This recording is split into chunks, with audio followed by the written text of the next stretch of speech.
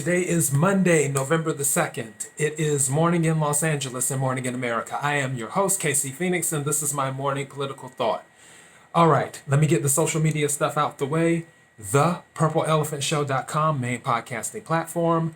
The Purple Elephant Show on Parler, on Instagram, Facebook.com/The Purple Elephant Show.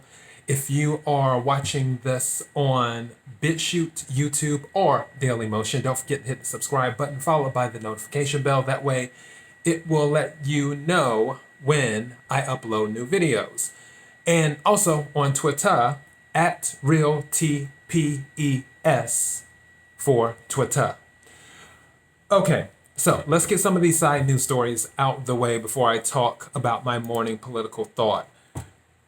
The first thing is Democrats are worried about Pennsylvania. The Lieutenant Governor, John Fetterman, he was talking about, there was a photo of President Trump, and it was during his rally that he did. For those who don't know, which if you don't know, you've probably been under a rock, but President Trump did 5 rallies yesterday. He did Michigan, Iowa, Pennsylvania, North Carolina, and Florida yesterday for his rallies. I'm pretty sure that's right. Yeah, I feel like that was correct. And on the Pennsylvania rally, or actually, no, the Pennsylvania rally was the 31st.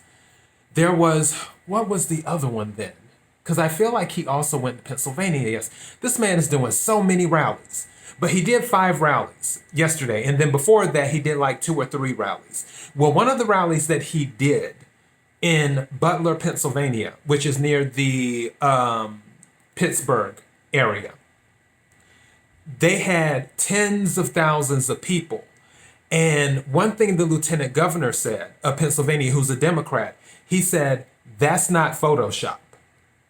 Basically acknowledging that there were a ton of people at this rally in Pennsylvania that President Trump did in Butler, near the Pittsburgh area. All right, so I'm just going to read a quick little part of this because, actually, you know what? I'll go ahead and read the whole article. The whole article isn't that long. So Pennsylvania Lieutenant Governor John Fetterman, a Democrat, says he hasn't seen anything like President Donald Trump's rallies and barnstorming across Pennsylvania. Donald Trump is doing things that have never been done in Pennsylvania politics in terms of the raw barnstorming across small county Pennsylvania. Fetterman told CNN November the 1st. It's hard to predict with certainty how that's going to activate not only his base of voters from 2016, but also those that sat it out too. Fetterman then sounded the alarm to fellow Democrats who are pinning their hopes on Democratic nominee Joe Biden winning the Keystone State. Pennsylvania and its 20 electoral votes would provide a significant boost towards winning the 270 needed to win the White House. I'm not saying Donald Trump is going to win Pennsylvania, but what I am saying is he's doing everything that he can to maximize his chances, he said. Trump held multiple events on October 31st in Pennsylvania, including one in Butler County where tens of thousands of supporters turned out. See, told you. Photos and videos showed a scene more reminiscent of a rock concert than a political event. Fetterman on Twitter offered a more urgent warning to Democrats. The president is popular in Pennsylvania. I don't care what the polls say. With 700,000 ballots still out there, you need to bank your ballot. Use a Dropbox, he wrote. In another post, he included a Reuters photo of Butler County rally writing, "That's not Photoshop." That's a Reuters image of Butler. The battle for Pennsylvania and maybe the presidency will be won or lost by you.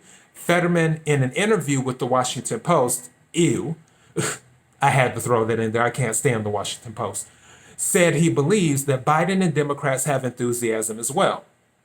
I don't know where the enthusiasm is at. I haven't seen it. Where's the enthusiasm? Please let me know.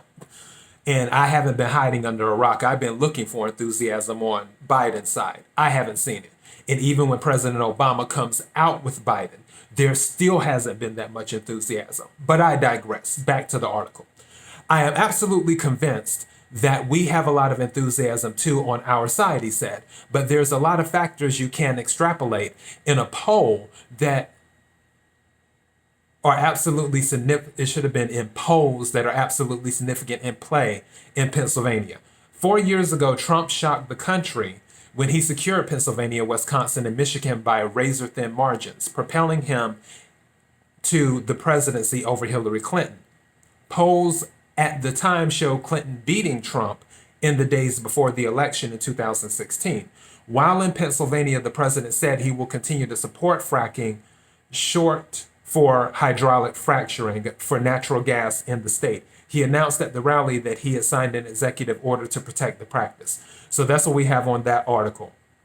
So yeah, President Trump's enthusiasm is there in Pennsylvania. And yes, Democrats are nervous. I don't know if he will win it, but honestly, I don't feel that he's going to need Pennsylvania. I really don't.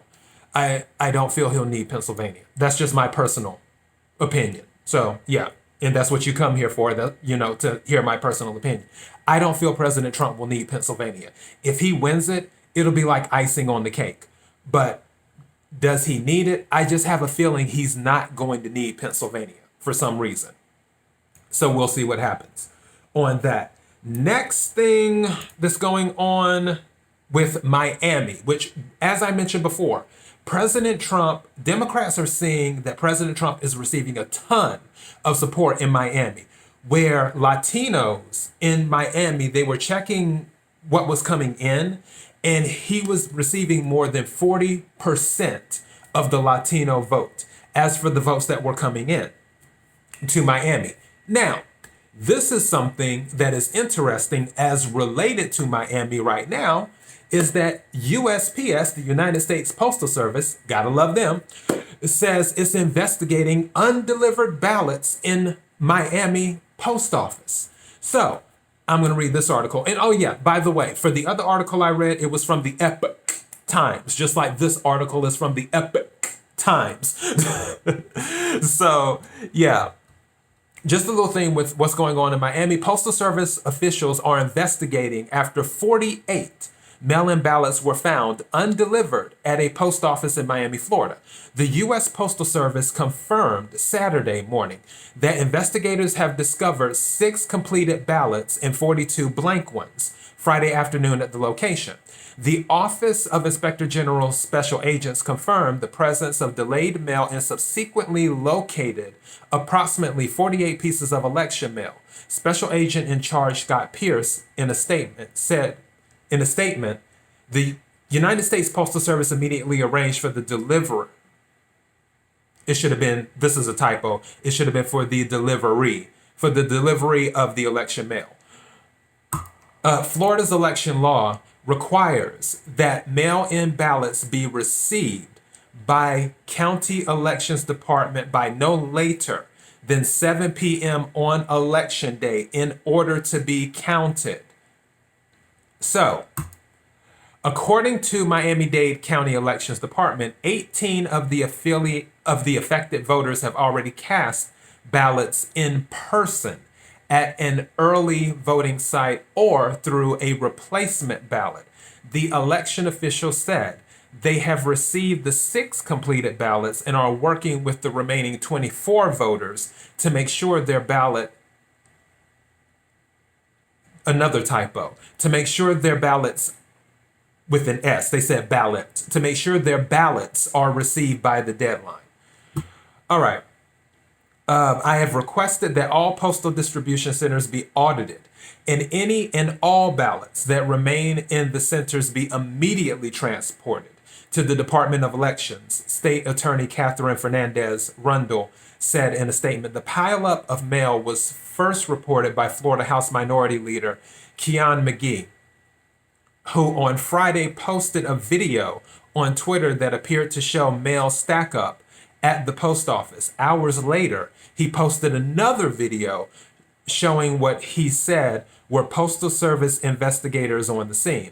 Raw footage of mailroom in post office here in Miami-Dade, McGee, a Democrat, wrote in the initial tweet post. Source revealed mail-in ballots are within these piled up in bins on the floor. Mail has been sitting for over a week. All right, we're gonna go with that tweet. McGee said the video suggested that the state has a lot more work to do to ensure the integrity of the voting and postal systems. Yeah, there's going to be some shenanigans happening, and honestly, it wouldn't surprise me if shenanigans are on both sides. Regardless, when it comes to Florida, President Trump has the momentum right now. That doesn't mean that people need to sit on the sidelines and take Florida for granted. If you are a Florida resident, you need to get out and vote. If you have a ballot that you've already filled out, just take it to the center and drop it off. But if you're comfortable with voting in person, do that too. Long as you vote. Don't take Florida for granted just because President Trump has momentum behind him right now, because things can change in the snap of a finger when it comes to an election. So I just want to throw that out there. All right.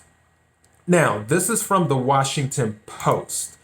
There's going to be a crackdown on asylum seekers. The federal rules to crack down on frivolous asylum claims. And I'm just going to read the first 3 paragraphs of this. The Homeland Security and Justice Departments are on the verge of finalizing an asylum crackdown on frivolous claims, with 2 regulations demanding that migrants meet a tougher standard for proving persecution, the Washington Times has learned.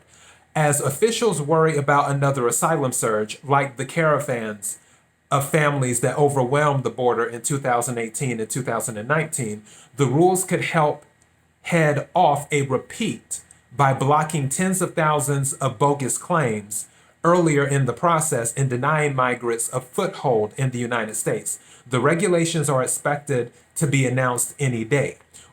One would tighten the definition of political persecution, requiring migrants to show that their fear stems from their home government's policies and opinions. The other would finalize what is known as third world transit bar, creating a presumption that if migrants from elsewhere cross through Mexico en route to the U.S., that they are not valid asylum seekers. Otherwise, they should have claimed asylum in Mexico, which is generally safe.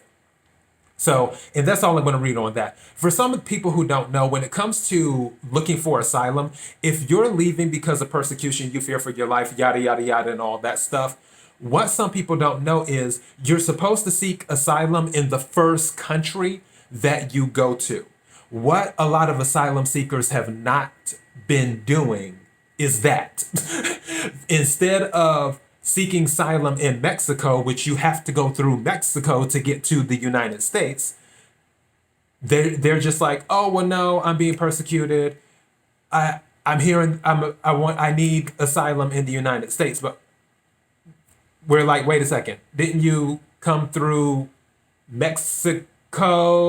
So why didn't you seek asylum there? Because under the asylum rules, you're supposed to seek asylum in the first available country. That would be Mexico. So, but of course, everyone knows why people skip Mexico and come to the United States. I mean, it's kind of obvious, but rule-wise, that's what they're supposed to do. And Mexico is supposed to accept them. And in the situations mentioned before, back in 2018 and 2019, where a lot of asylum seekers were coming through Mexico, Mexico did offer asylum to a lot of those people. And a lot of those people said, no, we don't want to stay in Mexico. We want to go to the United States. So was the threat really that real? Possibly not. And that is why the United States is tightening down on asylum seekers. So that's what we have for that. Let me go ahead and go to the next one. For this, President Trump criticizes the FBI. This one is from the New York Post, but everyone else knows about this. Or actually, no, Washington Times. Scratch that. So, and you know what? I'm not even going to read the Washington Times article because I know this from memory. What happened was Joe Biden and his campaign bus, they were going through Texas. A bunch of Trump supporters with Trump flags on It's hard for me to get through this without laughing. Okay, because in the clip, there's the song by Tech Nine called Red Kingdom, and I've been laughing about this all weekend long. That's why it's hard for me to keep a straight face while doing this. Okay, so so the Trump supporters with the Trump flags on the pickup trucks pull out and start escorting the Biden bus. They don't do anything crazy. People were like, it's like Mad Max. I'm like, I do not see shotguns. I do not see people trying to ram the bus. They were just escorting. Well, on the video clip that's on the internet, when the trucks pull out and they are escorting the Biden bus with the Trump flags and everything, the song that's playing is the song by Tech Nine, Red Kingdom. It's like Red Kingdom. Welcome to the. Oh God. So now, after that happened, the FBI.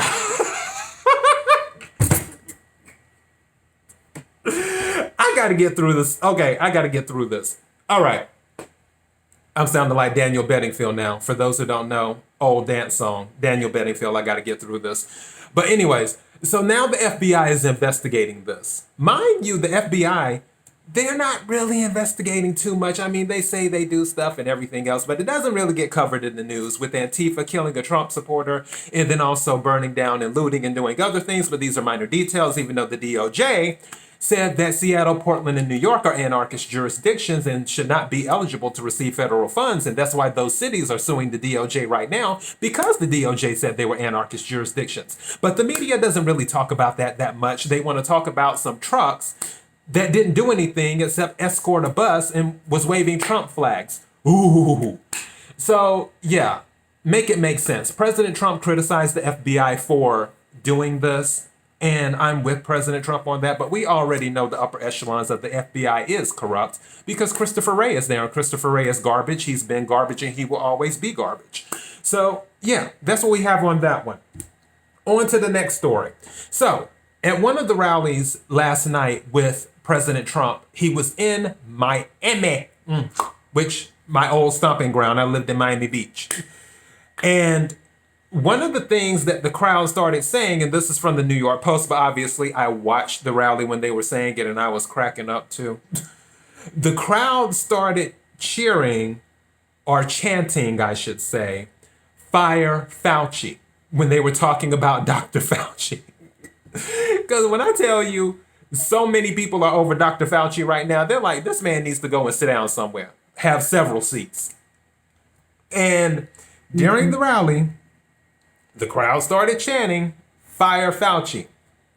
Well, President Trump, being President Trump, once that little chant stopped, President Trump said, "Don't tell anybody, but let me wait till a little bit after the election." And President Trump said, "I appreciate the advice." And then the crowd started cheering. So I think a lot of Trump supporters and even non-Trump supporters, because by the way, I want to throw this out there too. This is another thing that's happening in the voting in the election.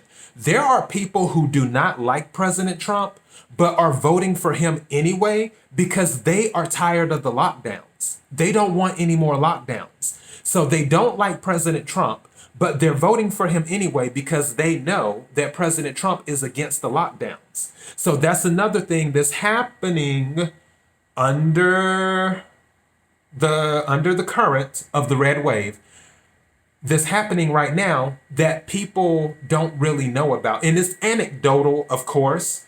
However, the stories are still out there that there are people who don't like the president but are still voting for him because they are tired of the lockdowns. So it is no surprise that those same people, whether they are supporters of the president or not supporters of the president, do not like Dr. Fauci and want him out and gone.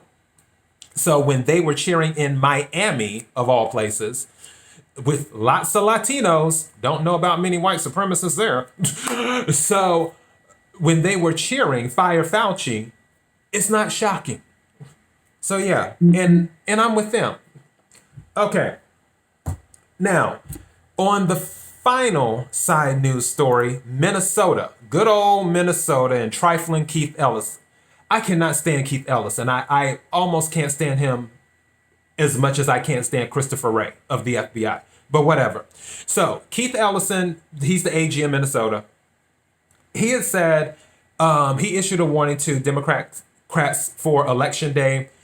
Story is from the Epoch Times. Minnesota Attorney General Keith Ellison, the Democrat, issued a dire warning to Democrats and said Minnesota could be won by President Donald Trump on Election Day. The president is putting a lot of money into your state. He greatly increased his ad buy, 1.2 million in TV advertising in the final week of the campaign, more than was spent in the preceding 3 weeks combined. Do you think the president has a real shot in Minnesota? CNN's Chris Cuomo asked him on October 31st. Ellison said that it is entirely possible Trump could win the state, which has been rocked by riots, protests, and unrest since the spring. That is an understatement. Honestly, yeah, I do. I will tell you that I believe in our campaign workers and organizers. You mean in ballot harvesting, but these are minor details. Back to his statement. They're working extremely hard. I can tell you that Minnesotans know what a problem Trump is. He's the problem? Okay. They know he doesn't care about their health care. But he just did favor nations to help lower prescription drug prices, which will go into effect in 2021.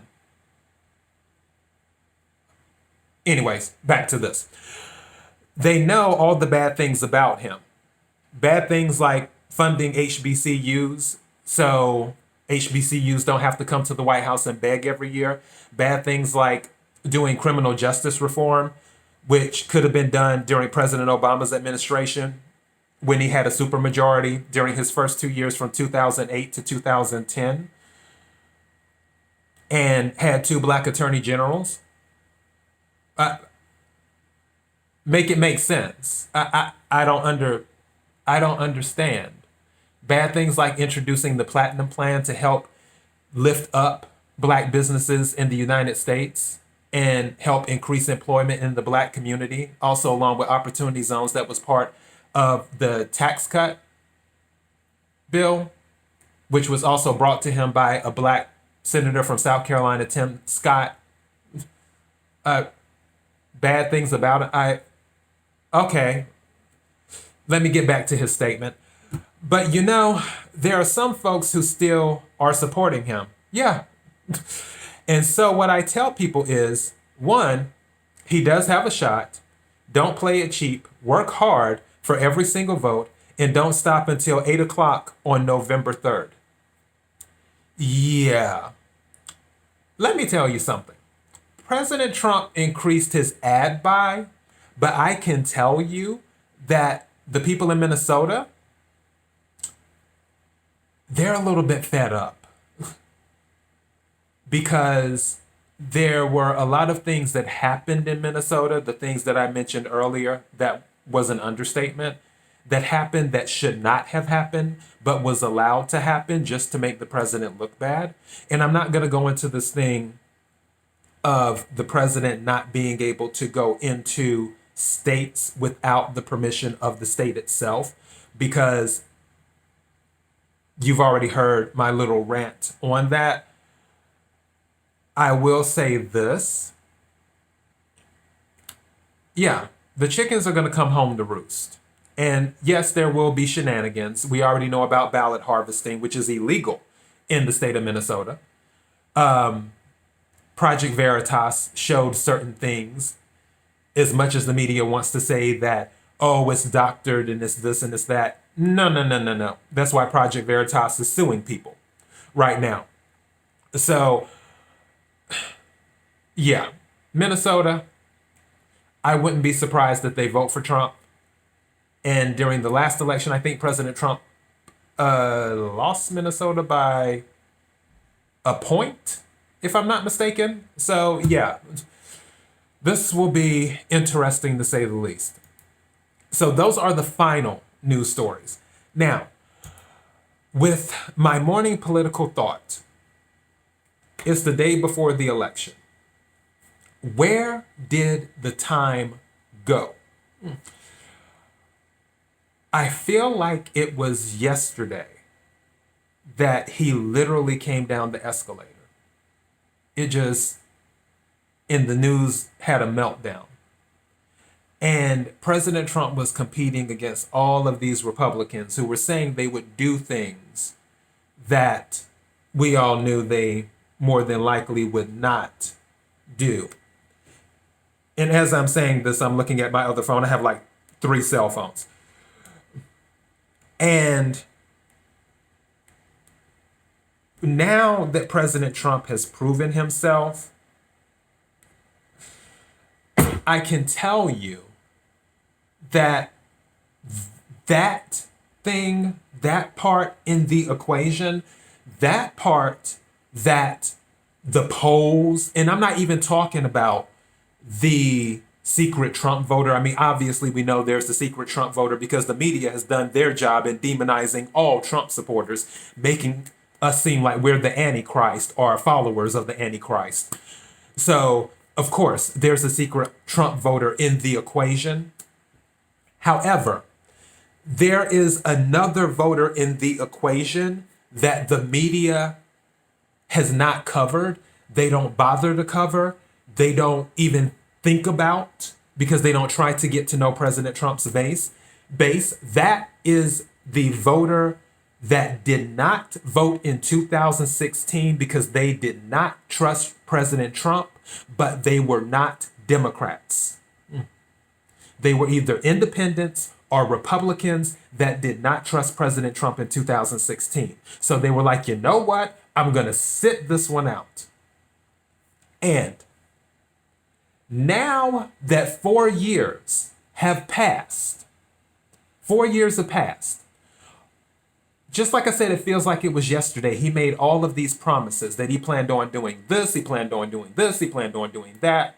The wall, cutting taxes, cutting regulations, dealing with immigration, other things, helping out with healthcare, which he's still doing is a case-by-case thing, working with the vets. As some of those who may not know, right to try, also Veterans Choice was passed during the Trump administration. For those who don't know, quick recap, right? Veterans Choice, you can go to any doctor. If you're unable to be seen at the VA, then you can go to any doctor outside the VA and it'll still be covered. Also, veterans accountability. There were people within the VA that did not do a great job, and it was hard as hell to fire them. Just like in the current bureaucracy of the executive branch, there are tons of people who are not doing a great job, and it's hard as hell to fire them, which President Trump is working on getting rid of those rules too, but I digress. Other thing with health, right to try, which is a huge thing. I still don't know why that was a thing to this day.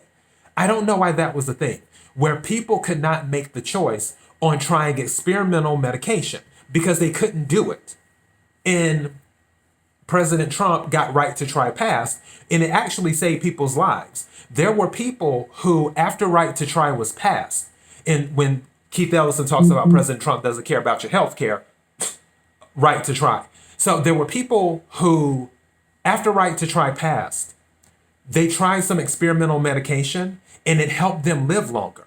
And as I said before, I don't know why it was such a big issue where people couldn't do this, because if they were terminal and about to die, why not let them try whatever? If they want to try something with elephant bones and somebody dancing a rain dance around their hospital bed or whatever, if they want to do that because they feel it may work because they've exhausted all of their other options and they're terminal, why not give it a try? Who cares? Because they were going to die anyway. So why not try experimental medication? In addition to that, with them trying the experimental medication, that will let the pharmaceutical company have a test, you could say, and I know it has a negative connotation when I say it like this, but don't take it that way. It also gives the pharmaceutical company a test subject to say, hey, oh, this really helped work with this. Or, oh, it didn't work with this. Let's go back to the drawing board and redo the medication and implement this instead. Or whatever. But if a person is terminal, then they should have a right to try whatever medication, experimental medication they want to try. That was a huge thing for me. I think that is huge. So there's other things that he's done throughout his administration, whether it's the peace deals that are happening in the Middle East right now. He said he was going to work on that. It's being worked on. Israel did a deal with the UAE. Israel did a deal with Bahrain. Israel did a deal with Sudan. Kosovo and Serbia, who have been fighting since I was in high school, which was over 20 years ago. Kosovo and Serbia did a deal together because President Trump said, we trade with both of these countries. Tell them we will not do business with them unless they work out their issues. And peace is happening. All of the things that he said 4 years ago, or 5 years ago, I guess you could say, that he said he was planning on doing, he's done. So those people who did not vote in 2016, those Republicans who were like, I'm not taking a chance on that guy, or those independents who were like, I'm not taking a chance on that guy. I don't trust him, but I'm not voting for Hillary either. Those people who have now seen his track record is the second largest threat. The largest threat to Democrats right now are minorities. And as I said over my episode this weekend on the Purple Elephant Show, minorities will put President Trump back in office again. But the second largest threat to Democrats right now is President Trump's track record. And for those who do the research and don't go by the mainstream media that's 90-something% negative coverage and actually see what President Trump has done versus what the media tells you, just like all of the deals that have happened in the Middle East right now, and then also with Kosovo and Serbia. The media has barely covered it at all. The media barely covered right to try. They barely covered. Well, they did cover the prison reform, the criminal justice reform. Excuse me. They did cover that a little bit. Some other things they covered a little bit. Some things they didn't cover at all. Because if it makes the president look good, they don't want to cover it. And when they do cover it, they cover it begrudgingly. Where if it's something great, they'll just make it look good. If it's something good, they'll make it look okay. If it's something okay, they'll make it look bad. And if it's something bad, they'll make it look horrible. That's what they do. Because over 80% of the mainstream media are registered Democrats. They've worked in previous administrations. And I'm not knocking that because over at Fox News, there are people who have worked in Republican administrations. So I'm not knocking that part. What I'm saying is that when the majority of the media has worked in or has some type of affiliation with previous Democratic administrations, they're not going to carry water for a Republican. They're going to carry water for their own. And that is just the truth of it. Therefore, to consume the balanced information, you have to pull information from several sources in order to get the full view of everything. So when it comes to the president, the people who have pulled the information, the people who have seen what he has done that sat on the sidelines because they didn't trust him, that's a big thing. And that is also a threat to the Democrats when it comes to this election, which is happening tomorrow. And that is my morning political thought the day before the election. Thank you for listening, watching, and everything. ThePurpleElephantShow.com, main podcasting platform. The Purple Elephant Show on Parler, on Instagram, on Twitter @RealTPES. Facebook.com/The Purple Elephant Show. If you're watching this on BitChute, YouTube, or Dailymotion, don't forget to hit the subscribe button followed by the notification bell. That will let you know when I upload new videos. And again, to everyone who's been listening to my podcast within the United States and all over the world, I appreciate you more than you'll ever know. Until next time, be blessed.